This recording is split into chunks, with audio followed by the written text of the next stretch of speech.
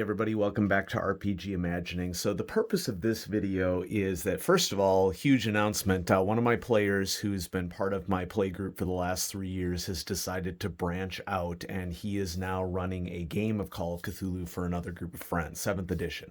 And so I'm really excited for him and his friends, and I want to do everything that I can to help to make sure that he's an effective GM. And so we've been having a lot of conversations because the player in question has been role-playing for a really, really long time and has done a lot of DMing of Dungeons and Dragons, but hasn't done any running of Call of Cthulhu games. And, right off the bat, any intelligent person, I think, can recognize that the style of GMing that is necessary to run an investigative role-playing game is not the same as running a dungeon crawl focused role-playing game, with the former, of course, being more about finding clues and adjudicating those clues and solving a mystery, versus role-playing games that are more focused on combat. And I just want to start off right off the bat by saying there's nothing wrong with playing combat-focused role-playing games. That's perfectly okay. If that's your jam, and if you have fun with that, that is awesome, and I want you to do whatever is fun for you. Okay, that's what whoops, sorry for the camera shake. That's what I stand for in the hobby, fun, and I recognize that fun is different for different people. Now, I do think that there is an elephant in the room, though, in the hobby, in that there is a continuum of what people find fun, and I don't necessarily think that either ends of the continuum are easy to simultaneously work into a role-playing game session in order for a wide swath of opinions to have fun. And so I've drawn a little continuum here on the paper because I sort of want to discuss in this video what I perceive to be, after 29 years in the hobby, after attending a lot of con games, after role-playing with a wide variety of different groups of people of all ages, what my perceptions are of a continuum that exists on how people approach some of the philosophical roles of what's going on in a game session. And to define the ends of the continuum, I'm going to put that this continuum is really about how tables deal with, how should I put this? Socially unacceptable actions in game. Okay.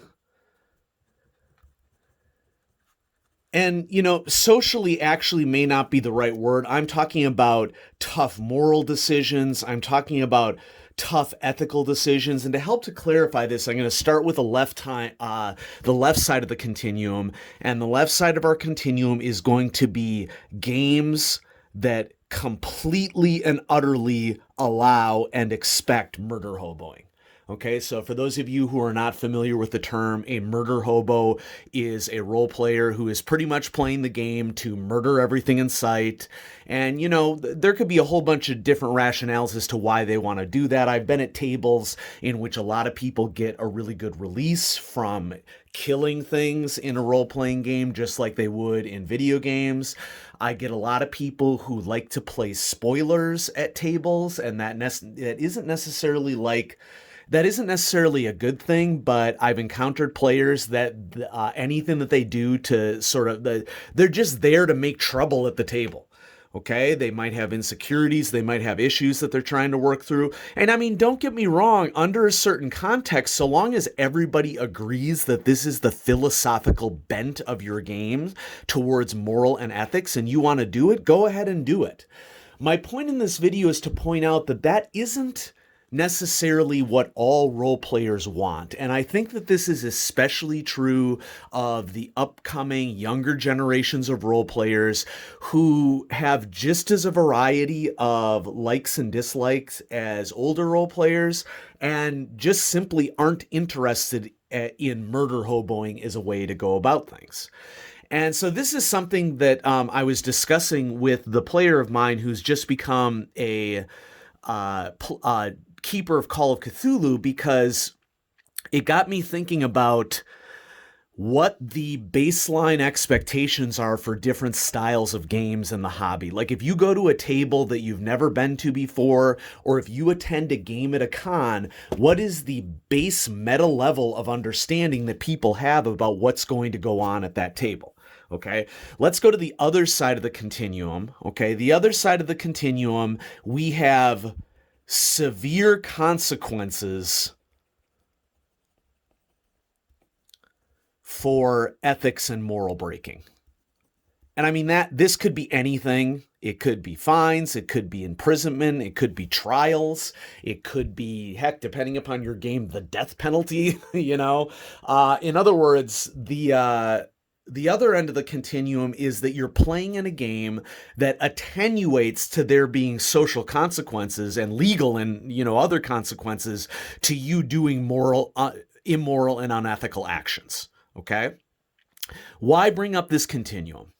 Well, what my player had brought up is that they had gotten themselves into a situation where the PCs, the investigators in their Call of Cthulhu game, had accidentally, due to some failed rolls, run over with a car a major NPC.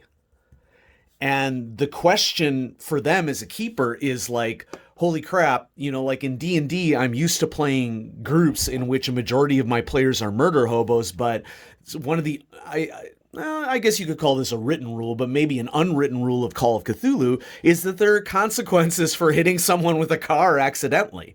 And the question that this new keeper had for me is like, what do I do about this situation? Like they did a great thing of ending the session on a cliffhanger. And after ending the session on a cliffhanger, they wanted to know what sort of consequences their PC should have.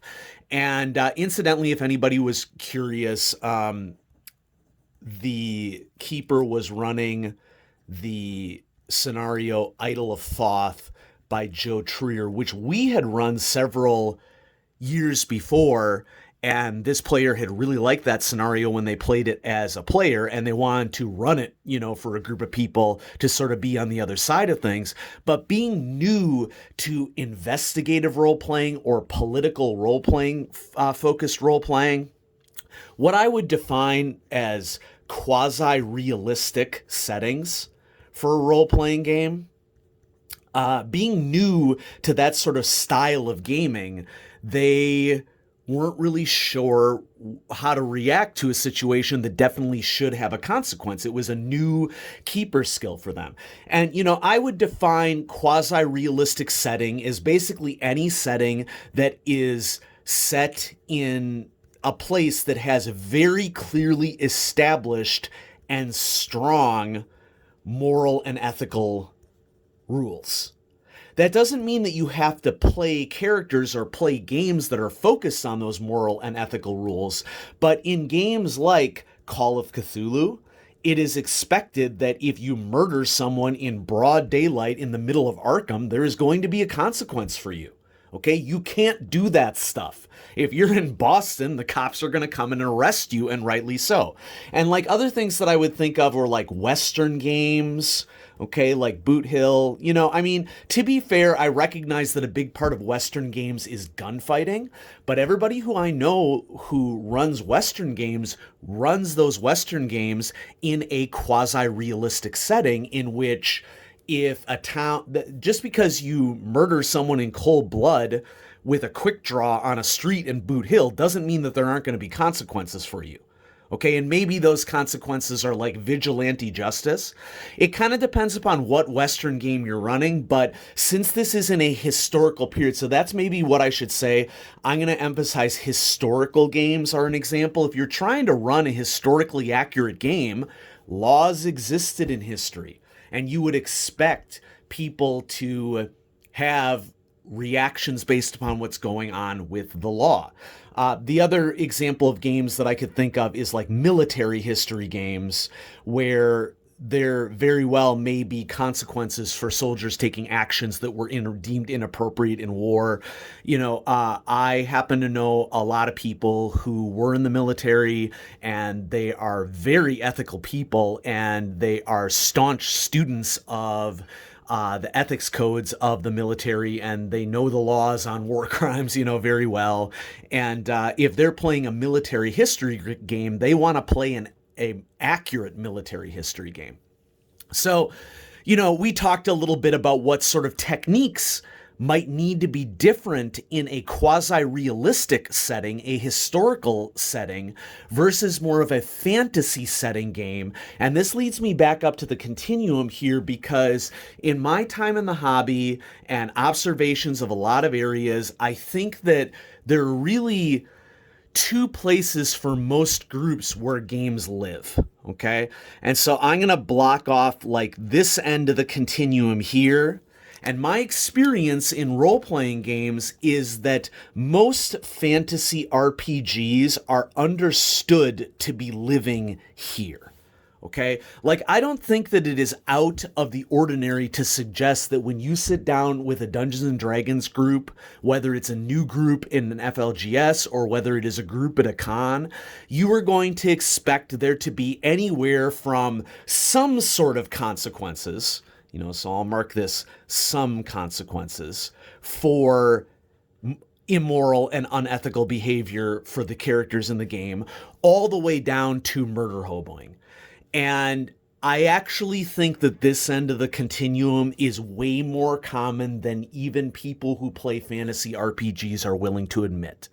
Folks, I'm not leveling a value judgment at you. You do you. You have fun in whatever way you want to have fun. But my experience with fantasy role-playing games is that people's perceptions of where they fall on the continuum and what their actions actually say about where they fall on the continuum are often very, very different.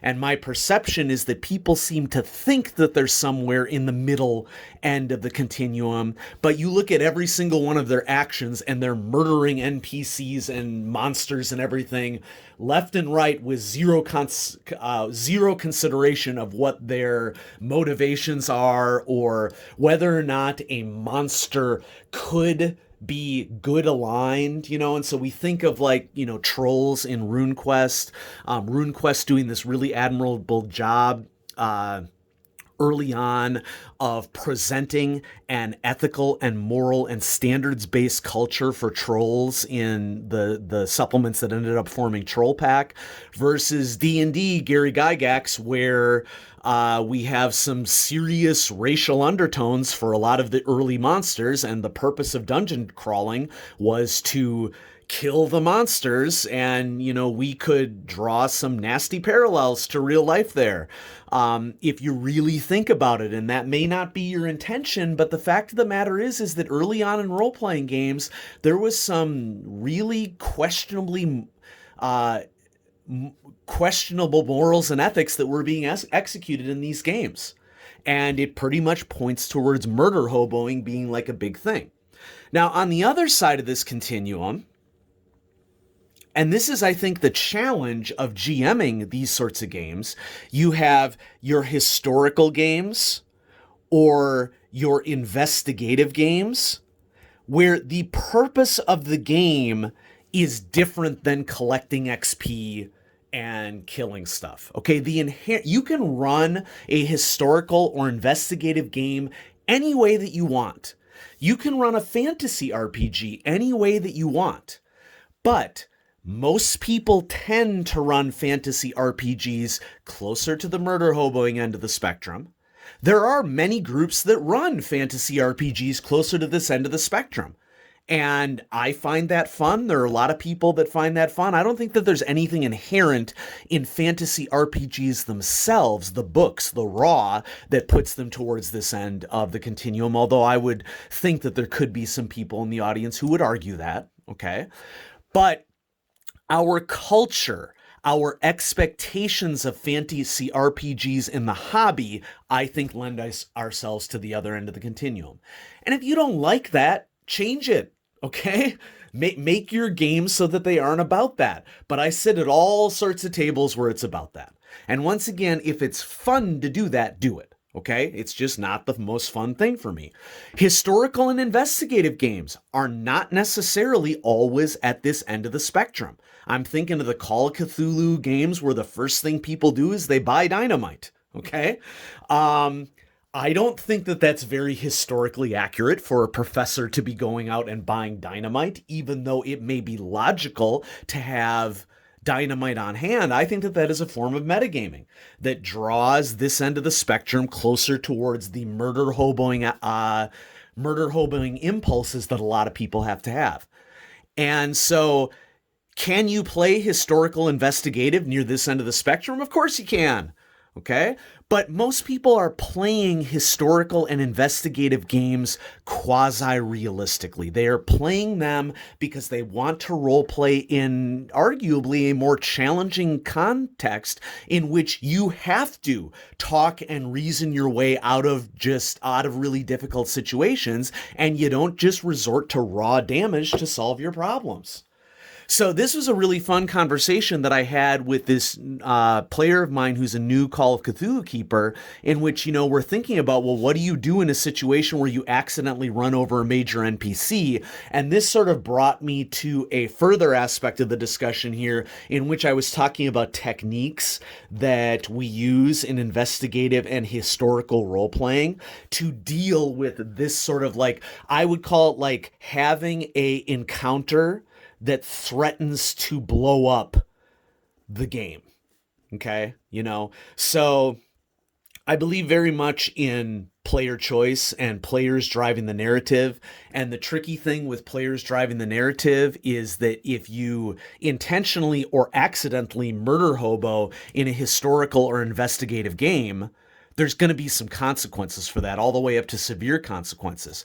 And there's some techniques that authors, I think, of investigative scenarios clearly use. There's some techniques that keepers can use that help them deal with these situations. I think probably first and foremost is that there is a tendency to have encounters in investigative games set outside of urban areas. Okay, when you know that your investigator is going to perhaps want to use weapons. Not always, okay, but I do think it is a technique that is used. Now, sometimes we deliberately set encounters inside urban areas because we want to give players the challenge of having to decide, gosh, should I bring out my sawed-off shotgun from behind my trench coat in the middle of Arkham?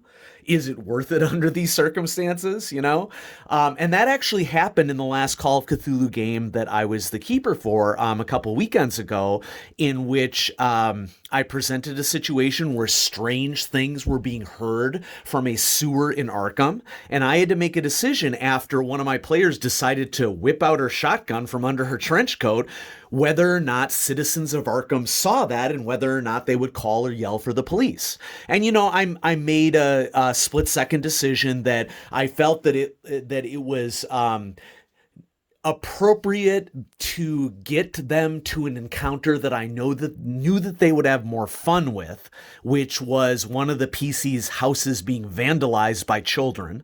And the fallout of that. But I also wanted to have a chance element because there is an unwritten, I think, expectation at role-playing tables that whenever something might happen and be realistic, there's some level of chance that is involved with that. So I rolled against a spot hidden skill of 50 for NPCs, and it was twilight and dark outside, so I gave it a penalty die.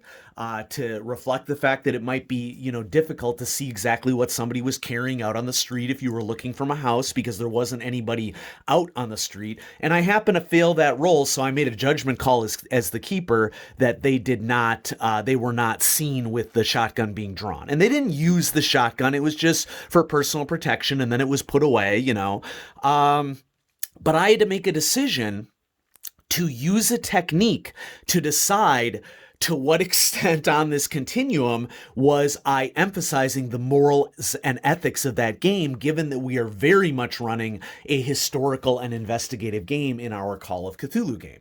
And maybe Pulp Cthulhu falls farther on this continuum. Okay, like I said, any game could fall anywhere on this continuum. I should probably mention historical and investigative RPGs here. Sorry that I'm running out of space. And so, we had a really good discussion about these techniques. So one technique's setting encounters outside of urban areas. Another technique would be, making judgment calls. about detection. About detection is another technique that keepers use. Sometimes I would say that we railroad towards a different encounter. And for me, it's not because I planned that encounter and I want that encounter to happen. It's because I have a suite of encounters that could be used. The players maybe created a possible encounter by risking pulling a shotgun out, and I have to decide whether the encounter that they may have created by drawing a shotgun would be as equal or more fun to them than another encounter that I know that I have locked and loaded that I know for certain they will be interested in. You know, those are the sorts of decisions that I'm making as a keeper in game. Could I have rolled the dice and had the police called and had them all arrested? Sure. You know, and that would have been, you know, a consequence that they would have remembered, but would it have made our story better, and would it have had a more fun game night? I don't think so. And I think that the feedback that I got after the encounter suggests that it was the right decision, that I left it up to a little bit to chance. I did not have anybody detect them pulling out a shotgun, and we got to an encounter that I knew would be fun to them, and it was a riotous, lots of fun encounter. We loved it, you know? So this Continuum, I think we should talk about this as role players, because I seriously think, and I got my hand on my head right now, folks, because one of the things that frustrates me in our mutual hobby is that I think many hobbyists are completely and utterly oblivious to the fact that this Continuum is even a thing, or that these are even considerations for a role-playing game.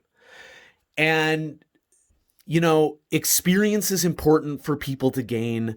You're much more likely to think in different ways if you have wider experiences in your life. I think that a lot of role players and a lot of role-playing groups are isolated. And I think that isolation for style of games might prevent them from thinking about these sorts of things. I think that the resurgence of D&D as a game is a critical thing for the hobby, and it's so important. And I'm so glad so many more people are playing Dungeons and Dragons and now Call of Cthulhu than ever have before, and especially for Call of Cthulhu, because Call of Cthulhu being a historical and investigative game increases the chances that members of the hobby will recognize that there is this continuum of moral and ethics that exists within our game. I also know many an isolated group that looks over, that runs games extremely on the left-hand side of the spectrum, and I can tell you dozens of stories, and my friends can tell you dozens of stories in which, when you're part of a table in which murder hoboing is the expectation and you don't murder something, people look at you like there are lobsters crawling out of your ears, because they haven't even considered a type of role-playing in which you're not just going in and wrecking stuff. You know? If you have fun at the table, great. But I just want to point out to you that this isn't fun for a lot of people. And it doesn't make you wrong. It makes it so that in a hobby that has a diverse set of tastes, we have to do a little work to understand what makes things fun for different people, because that's the only way we get better tables. And so I just wanted to thank my player who is a new keeper to Call of Cthulhu and who's been a player in my own game for a couple years now, because this was a great conversation, and these are the sorts of conversations we should be having in the hobby if we want more people to have fun. And if you disagree with some of the things that I've said here, great. Write it in the comments. I'm completely and utterly willing to hear your voice. I'd love it if your voice was also, backed up with examples and logical arguments and things like that. Expressing your voice, as in, this isn't true because I didn't like it, isn't very productive. Okay. And I mean, if you're in the audience and you're hearing this and you have feelings, like disappointment or regrets that maybe you've been doing something that hasn't been fun at a table, how about you don't take it out on me or other gamers? How about you just take some time to process things that you might be doing at your table and just vow to get better? Okay. If you truly want everybody at your table to have fun, you gotta do the work to ensure that everybody at your table has fun. And if you don't care whether or not people at your table have fun, especially when they disagree with you, then you aren't a very supportive game master. And you're doing the Gygaxian thing where you are the enemy of your players and you are not being very considerate of their emotions and how they approach game playing. And, I got news for you. That is not a very emotionally supportive way to support the hobby and to craft fun for people. If you want to get better, you got to do the work. Okay. So, I hope you found this discussion interesting. And if you like to continue this discussion in the comments below, or I will also post this video on the BRP forums, because I think that this discussion, as part of Call of Cthulhu, is a very prescient discussion that we all should have. And I hope you enjoyed it. I'll have more videos coming out for you on RPG Imaginings. Have a great day, everybody.